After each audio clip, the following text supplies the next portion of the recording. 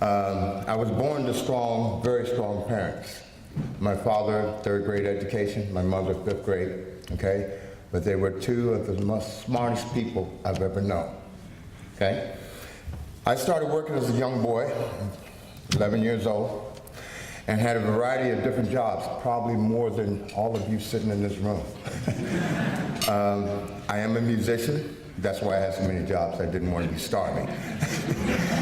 I worked for the Department of Veteran Affairs and was a DC firefighter for 8 years. As a matter of fact, I left the Department of Veteran Affairs as a computer specialist at DS-11 to take care of my mother when she got sick. My father had passed away in 2000, and we found out that my mother was not going to have a long life, and I did not want her to be in a nursing home. So I took out my retirement. I paid off most of her medical bills. And unfortunately, when she passed away, I found out that I had 30 days to leave the house that I grew up in. I had given up my apartment to take care of her and live with her. Shock, you know, right in your face. Who would have thought? You know, it's interesting, I wrote a song about a homeless guy that I met when I was on the fire department back in 1980. I became that guy. Interesting. Most of the time I was homeless, I had work. I moved around a lot, slept in the woods, stayed under bridges. I was just telling one of the fastest guys that if you know a congressional cemetery in DC, where a lot of congressmen are buried back in the 1800s and forth, that was my sleeping ground. A lot of people passed me on their way to see Redskins games. I was in those woods right along the parking trail. Couldn't get cable. You couldn't find the third oak tree. So anyway, I found out about the Lamb Center. Why did I go to the Lamb Center? Well, I woke up one day soaking wet, shivering, cold, covered in snow, and I thought, Ken, why don't you just give up your pride and go ask Mom if you could stay with her? I'll never forget that day. I had taken about 20 steps on my way to my mother's house before I realized it. And she was dead. I had forgotten. I knew I was sick. I knew something was wrong. My mental acuity had lost me. I needed some help. I got to the Lamb Center, and they gave me some food, shelter, and I was able to hook up with Facets. I'm going to cut out a lot of the details because they're just that. Through Facets, I got hooked up with Home Depot, who had been looking for me, but they couldn't find me. I had applied for them before my mother died, and I started working. Home Depot didn't know that I was sleeping in churches in the woods at the time that I was working for them. There's a young lady here who remarked I used to ride my bike from the church to get to work, in the cold, in the rain, whatever. But I heard a story about Abraham Lincoln and the plight of the Walketeers for the Indians. And he told this one Indian chief, endeavor to persevere. Endeavor to persevere. That became my creed. Well, when I hooked up with Facets, I met a young lady, a person that I will always remember, Linda Wimpy. I'm pretty sure she was instrumental in getting me my first transitional housing because I was one of the first.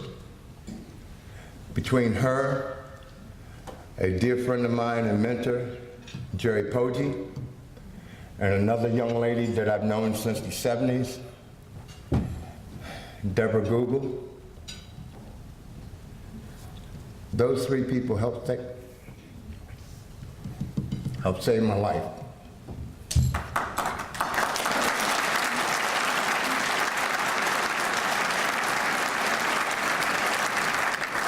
We still communicate today. We're still together.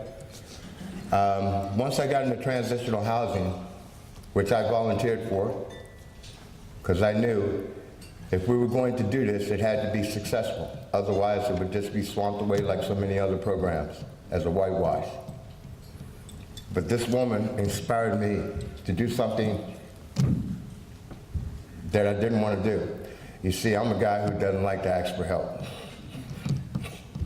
I can do it myself.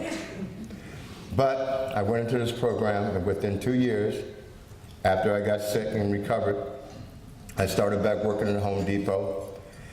And I stood at this place, I don't know how many years ago, because I'm getting a little old, memory's not so good anymore. But I stood right here on this very stage and showed the first keys that I had on my own apartment. And guess what?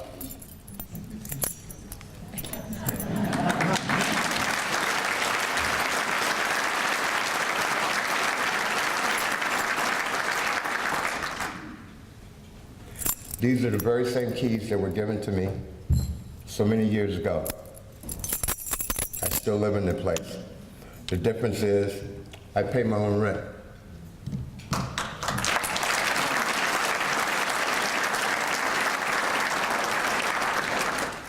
The partnership between FASCIST and the government does work. I know a lot of people don't like the government regulating or doing anything, and they don't think that the private sector cares. But that woman cared. And Jerry Connolly had a plan embarked by the woman to end homelessness in 10 years. I know because I helped work on that document, that plan, with this young lady and a few others probably in this room.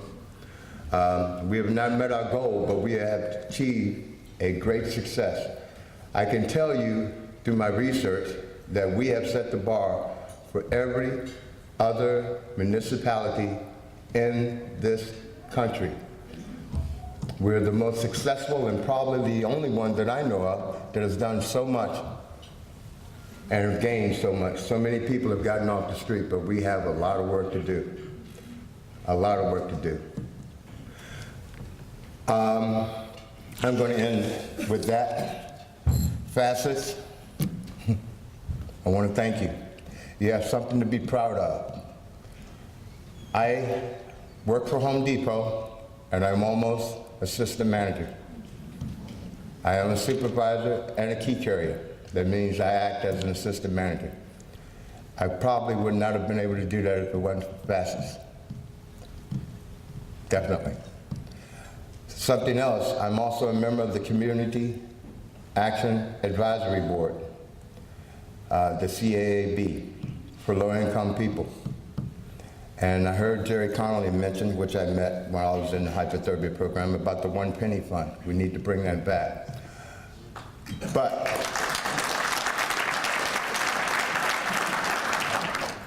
I think it should be 2 pennies.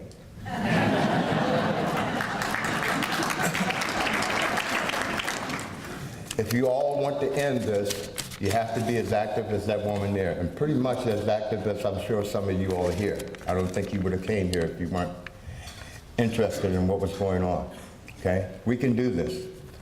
We can do this with your help.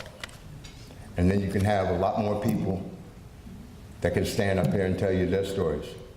And I won't have to do this again.